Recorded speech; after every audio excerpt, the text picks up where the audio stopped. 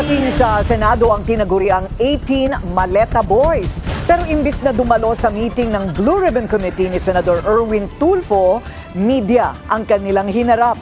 Narito ang agenda. Bakit? Kasi initially, Blue Ribbon Committee, hearing. Nagpatawag nga kayo. Pinatawag nyo si Romualdez. Pinatawag nyo si ganito, si ganyan. Sino lang ba nagpunta?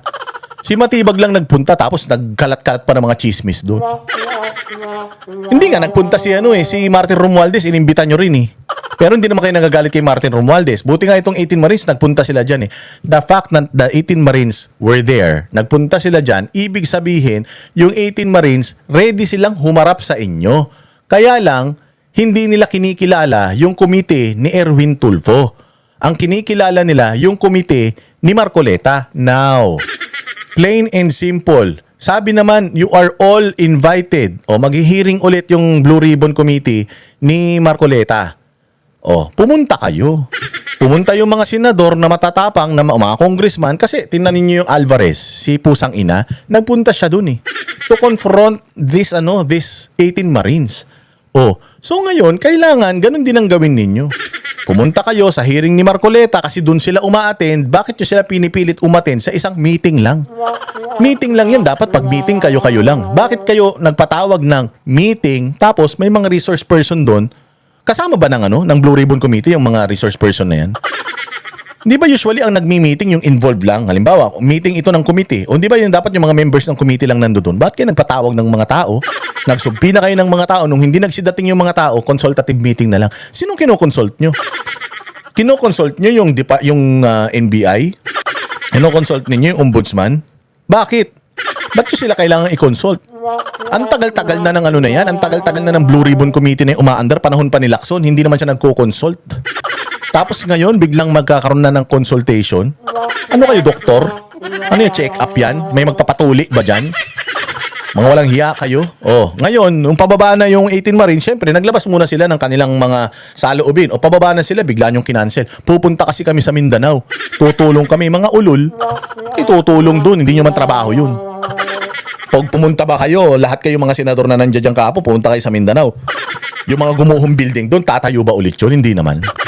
Hindi kayo kailangan doon. Ang kailangan lang ng mga taga Mindanao na naapektuhan nito Lindol, pondo at saka ng maayos na sistema ng rescue operations, ng pagbigay ng tulong, pag-assure na safe ang lahat. Wala kayong may tutulong doon. Kahit 5 tulpo magpunta ron, baka maubos pa yung mga babae doon.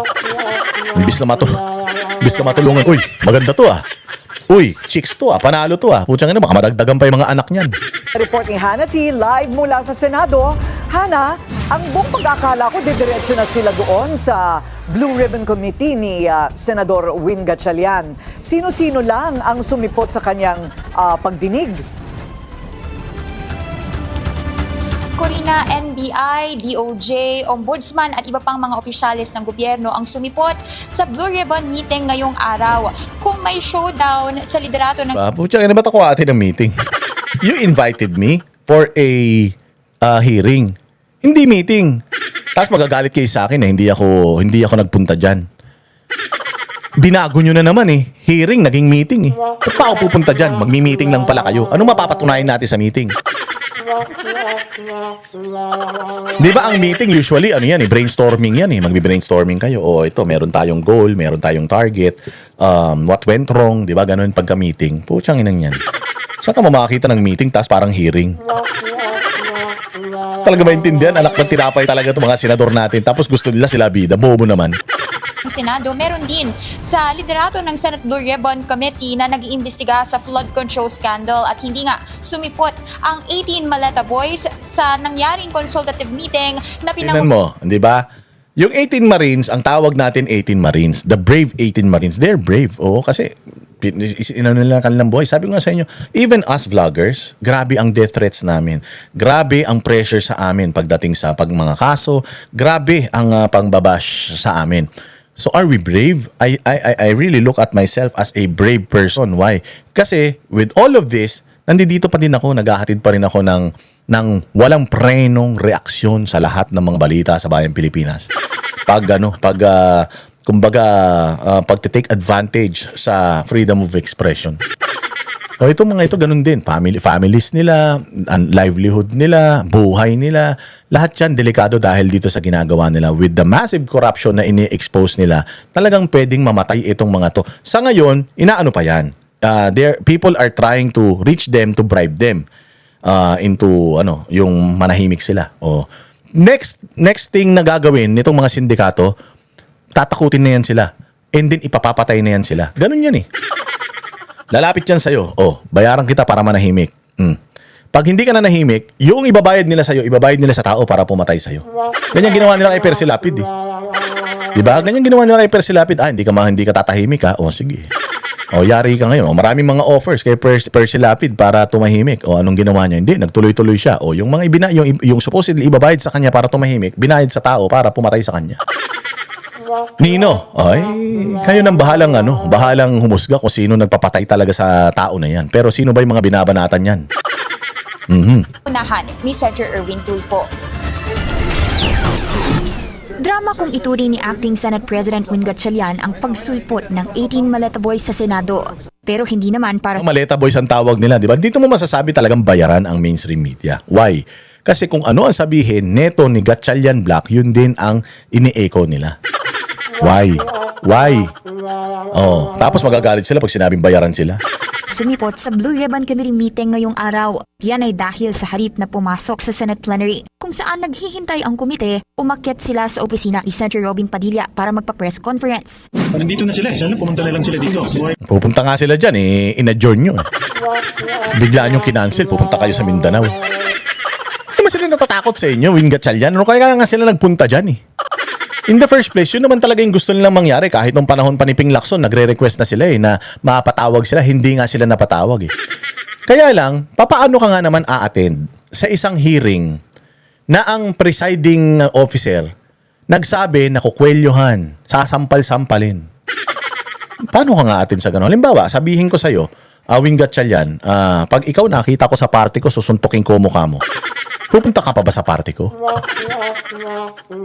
Pero it's a sign na itong 18 Marines hindi nagpapapressure because after all, pumunta pa rin sila dyan sa Senate to show you na we are willing. We are willing to go here. We are willing to testify. Bigyan nyo kami ng patas na laban. Hindi yung gagamitin nyo yung mga kapangyarihan ninyo para i-contempt kami, ikulong kami. Go tayo, tanggalin niyo si Erwin Tulfo diyan. Tanggalin niyo si Erwin Tulfo diyan bilang committee chairman kasi siyang inaakusahan Tanggalin niyo siya, mag-inhibit siya. Darating kami diyan. And besides, yun nga yung sinasabi. I-settle niyo muna 'yan. Magkaroon kayo ng numero 13. Pag nagkaroon kayo ng numero 13 at naipaano niyo naiupo niyo na yung Senate President ninyo na gusto natanggal na si Alan Peter Cayetano, at meron na kayong legitimate na majority at legitimate na Blue Ribbon Committee group. Patawag niyo yan, pupunta yung mga yan. Si Lacson pa lang ang Blue Ribbon Committee chairman. Gusto na magpunta ng mga yan Sino ba si Erwin Tulfo para matakot yung mga yan? Hindi sila natatakot kaya nga nagpunta sila diyan kaya nga sila kasi they have to consult itong bagong Senate President si Cayetano kung dapat ba umattend sila diyan. Kung unconstitutional yan at meeting lang yan, bakit kami a-attend diyan? Hindi naman pala hearing yan. Tanga ka pala Gusto mo nagmi-meeting kayo diyan, bigla akong papasok diyan, trip ko lang, okay lang sa iyo yun. Hindi pwede yun, meeting nga yan On the drama, kung pupunta mo doon, may press con. Nandito na sila. This is the best venue to tell the truth. Unang sinabi Sinabi na ibigay na nila yung kanilang mga testimonya under oath na ibigay nila doon sa nakaraan na Blue Ribbon Committee hearing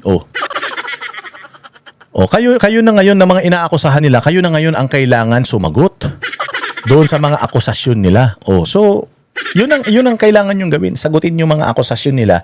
Hindi akusahan sila, sirain yung kanilang mga pagkatao. Kredibilidad, sirain. Hindi, sagutin ninyo. Nagnakaw kayo o hindi? Ganon. At maging legal muna kayo at legitimate kayo na nasa inyo ang majority at maghalal kayo ng Senate President para makompel etong mga ito, mapilitan silang umattend sa inyo because if they will not attend, pag pinatawag nyo sila, pwede nyo na silang i-contempt. Tama? Gusto naman nitong mga ito talagang umattend. Huwag kang mag-alala. O Gatchalian, wag ka mag-alala. Pag nagpatawag ulit si Cayetano ng si Marcoleta ng hearing, gusto namin umattend kayo. Tapos doon sa hearing na 'yon, questionin nyo itong credibility na itong mga Marines na ito or sundalo, maletagang, basurero. Iano ninyo.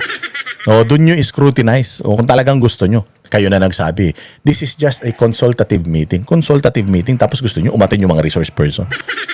Anak ng tinapay, ang gulo ng isip ninyo. Ang legal counsel ng Maleta Boys na si Attorney Lavito Baligon na dapat mag-inhibit si bagong Blue Ribbon Committee Chair Erwin Tulfo sakaling umusad na ulit ang investigasyon sa flood control scandal. Sabi kasi ng Maleta Boys, isa raw si Tulfo sa mga nakatanggap umano ng maletang may pera, bagay na itinanggi na ng senador at sasampahan niya ng kaso ang grupo. Definitely, yung sinasabi lang mag-inhibit, definitely mag-inhibit ako. Plano ko nga sana kaso mga in-meeting pa lang ito eh. See? Ulul. Hindi sana meeting na yan. Hindi sana sinabi mo, mag-i-inhibit na ako dahil kasama ako rito sa mga inaakusahan na itong 18 Marines. I'm inhibiting myself from this. I will create a subcommittee which is gonna be headed by this person. By this senator. Siya na ang mag-hearing. Wala na ako dun. Bahala na sila. Kung ano yung kanyang kung ano yung resolution na kanyang isasubmit sa akin, I'll just forward it to the authorities. Hindi ka nga nag-inhibit dyan eh. So, ibig sabihin, wala kang balak. Kolorum nga kayo eh. Kolorum nga kayo eh. Tinanggap mo pa rin yung tinanggap mo pa rin yung posisyon na yan eh. Sabi nga nung kapatid mo na si Ben Tulfo eh. Wala na bang iba? Bago pa lang yung kapatid ko, 1 taon pa lang na senador yan. Tapos papahawakin nyo ng isang komite na kailangan abogado ka. Babo, ano daw siya? Mag-i-inhibit daw siya. Kung talagang gusto mo mag-inhibit, may plano ka mag-inhibit, nag-inhibit ka na, sir. Hindi ka nga nag-inhibit, nagmi-meeting na kayo, hindi ka nga nag-inhibit eh. Pag sa hearing proper, I will announce, I will inhibit, I will give the floor to the Vice Chair. Or magtatayo kami ng subcommittee, kaya pag-uusapan din sa floor, na let Senator Kiko to handle it. Itong flood control. Unang iginiit ni Tulfo na tila selective ang 18 Maleta Boys sa naging mga akusasyon. Kasama kasi sa kanilang naunang affidavit ang pagpapadala rin ng maleta kina Hindi naman kayo. Napapansin nyo yung pagiging selective nila, pero yung pagiging selective nyo, hindi nyo naman napapansin. Ilang beses na, sa mga diskaya pa lang, lumabas na yung pangalan ni Martin Romualdez. Lumabas na yung pangalan ni Martin Romualdez. Hindi nyo pa rin pinipita si Martin Romualdez. Ang daming mga congressman na lumabas, mga pangalan, Kimbo, sila, sino ba to? Yung Arjo Atayde, si Roman Romulo ng Pasig. Ang daming mga lumabas na pangalan ng mga congressman. Napatawag nyo ba yan? Si Ping Lacson, sinabi na ni Ping Lacson, merong mga contractor, at least mga 70 na mga congressman na mga contractor, may pinatawag ba siya kahit isa? Siya mismo ang nagsabi na itong Bersamin at saka itong Pangandaman at saka itong si Olaybar, sila ang kumukubra, hindi nakakarating sa presidente. Napatawag ba dyan sa Senado? So ngayon, ang sinisilip ninyo, kasama si Mark Villar at saka kasama si Loren Legarda doon sa affidavit. Tinanggal ba? Hindi naman tinanggal. Si Mark Villar, kasama pa rin naman siya doon sa affidavit. It's up to Mark Villar to prove na wala siyang kasalanan, or it's up to the 18 Marines to prove na talagang may kasalanan si Mark Villar. Ganun lang sasabihin ni Mark Villar eh. What are your proof na nakatanggap talaga ako? Okay, you delivered money sa akin. Did you see me receive those money? Hindi po. So, hindi mo nakitang na-receive ko. Hindi mo mismo nakita na pera yung binigay mo sa akin. So ano pang pinag-uusapan natin dito? Ganun din sana si Erwin Tulfo. Kayo, mga Maleta Boys, tinanggap ko ba yung pera? Ako ba mismo yung kumuha ng pera? Nakita nyo ba na tinanggap ko yung pera na yan? Hindi ba? Yun lang naman yun eh. You have and you are a senator and you can question them. Pwede nyo silang tanongin tungkol doon. Pero ayaw nyong gawin. Bagkos, ang ginagawa nyo, sinisira nyo na yung pagkatao nila. Nakita mo ba to si Loren Legarda na bagamat nakasali yung pangalan niya, sinira niya itong 18 Marines. Si Mark Villar. Nakasama din siya. Nakita nyo ba na sinira niya yung reputasyon nitong mga 18 Marines? Pumayag pa nga sila eh. Na magpunta yung mga yan to shed light kasi kung sino yung nag-aakusa sa'yo, siya lang din ang makakapag-absuelto sa'yo. Katulad dito kay Loren Legarda. Anong sabi nila? Nag-deliver po kami ng pera sa bahay ni Loren Legarda. Pero, hindi namin nakita. Kasi kung itatanong sa amin ni Loren, nakita nyo ba tinanggap ko yung pera? Hindi. Nakita nyo ba ipinasok sa bahay ko mismo yung pera? Hindi. Basta, maghahatid kami ng pera sa'yo. Pero, hindi nga lang namin nakita kung natanggap mo. Kasi sinabi, nagbaba na sila ng maleta, papasok na, nagsara. Tapos biglang pagbukas, lumabas na si Saldi ko, umalis na sila. So supposedly maghahatid sila ng pera doon kay Loren Legarda. Pero hindi na nila alam kung natanggap ba ni Loren Legarda yung ano. Basta lumabas yung pangalan niya doon kasi talagang nandoon yun sa itinerary namin. Maghahatid kami ng pera sa kanya ng maleta. O, di ba? Kaya nga sabi ni Baligod kung feeling mo na drag yung pangalan mo, nasira yung pangalan mo, Loren Legarda, if you feel that way, you can file cases with dito sa mga nagdawit ng pangalan mo. That's your option. Ganun din. Si Erwin Tulfo, nagdemanda siya. Si Mark Villar, pwede rin siya magdemanda kung nasira yung pangalan niya dahil dito. Ganun lang yun. Kaya nga natin sila gustong kausapin. Senators Loren Legarda at Mark Villar. Pero hindi ito inilantad sa naunang pagtitipon ng grupo nitong nakaraang linggo. Base sa affidavit, naghatid daw ang ilan sa Maleta Boys ng 2 medium-sized maleta sa 40 Cambridge Street sa North Forbes Park. Pero binawi rin ito agad ng abogado nila kanina. Ang tangi lang daw nilang nakita ay ang boss nilang si dating Congressman Zaldico na pumasok sa property na iniuugnay kay Legarda.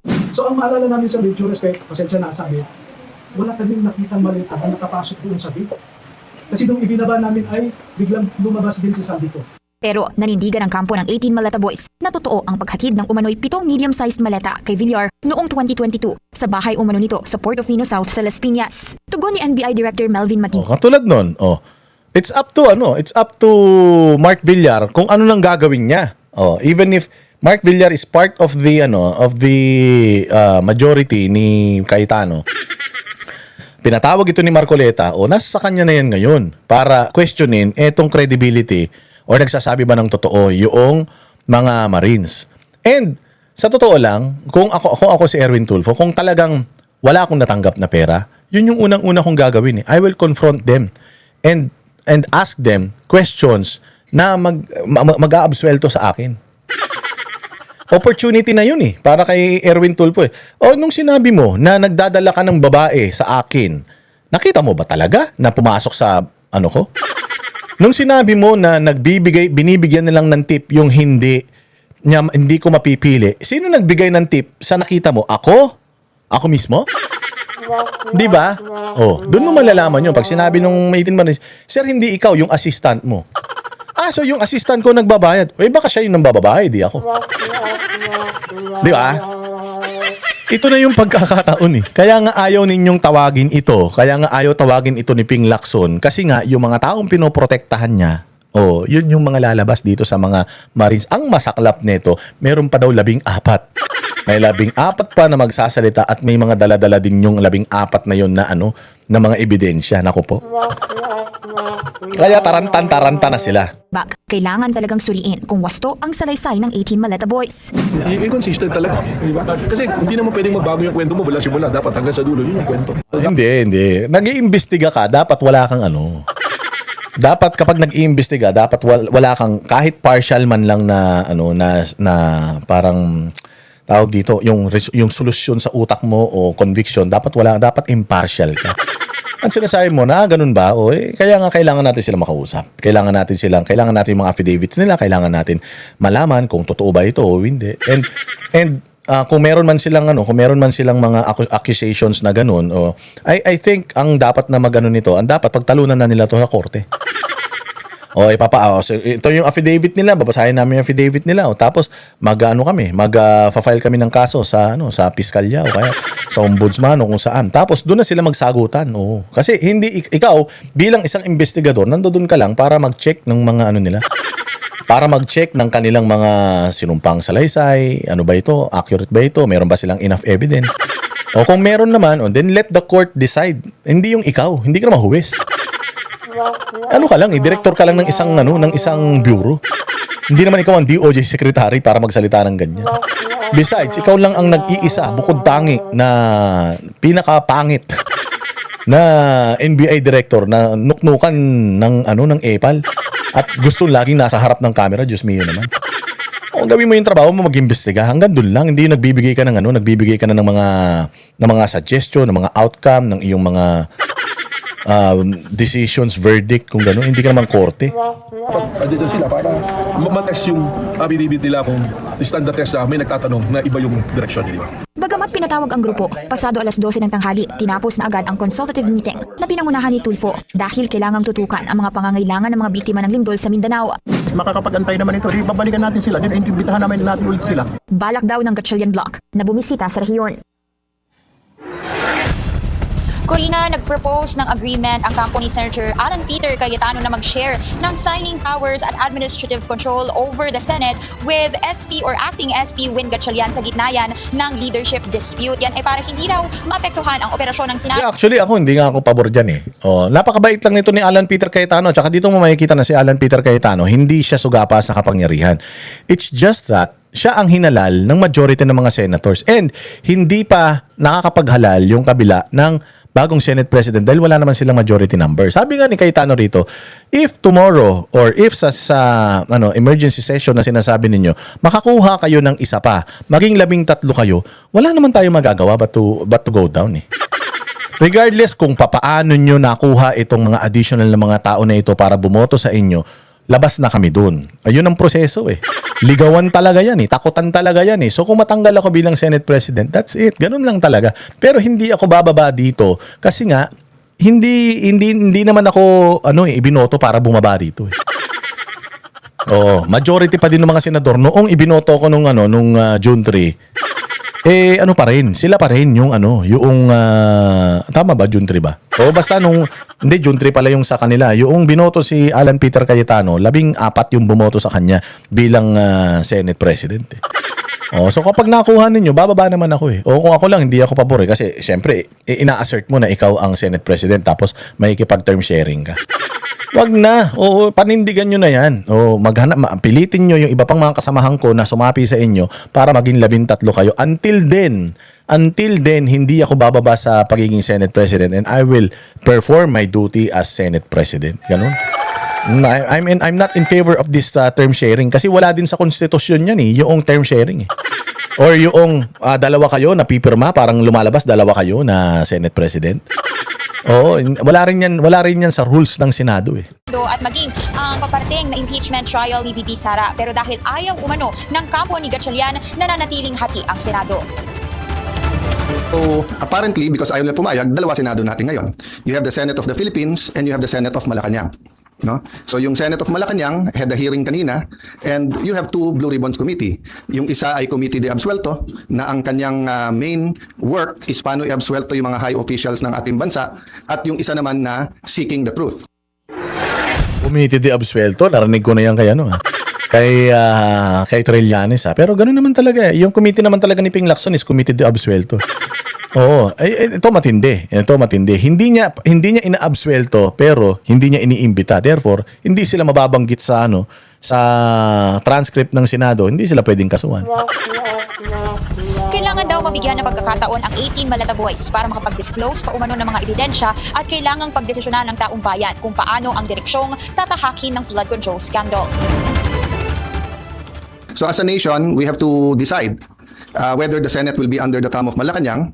And now that it is very clear to us that the biggest ever corruption scandal is the flood control scandal, if it's acceptable to us that we witnessed this morning, the biggest cover-up committee hearing of our generation.